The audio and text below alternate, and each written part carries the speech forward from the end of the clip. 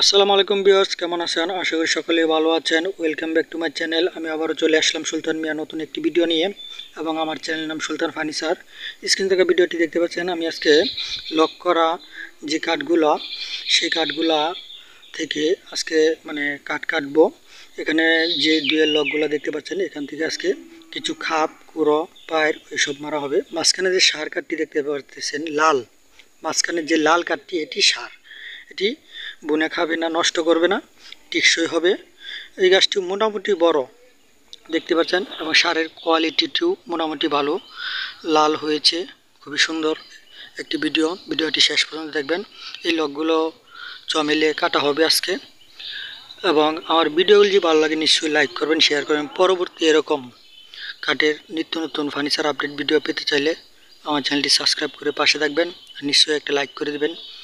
বেশি বেশি লাইক পেলে নতুন নতুন ভিডিও করতে উৎসাহ জাগে। তাহলে ভিডিওটি শেষ পর্যন্ত দেখেন কীভাবে কাঠগুলো কাটা হয় এবং কাঠগুলো বিক্রি করা হয়েছে।